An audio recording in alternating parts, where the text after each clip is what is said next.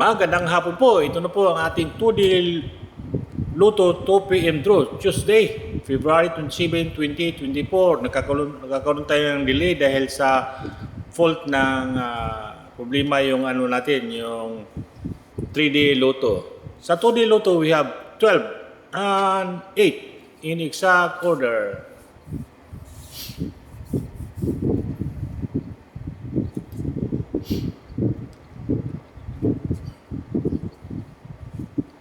Trade Luto, we have 0, 9, and 7 in exact order.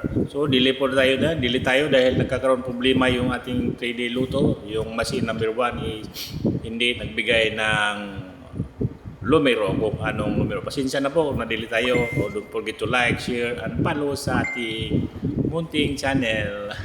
Next draw 5 PM. Bye-bye! At congratulations sa mga nanalo pala.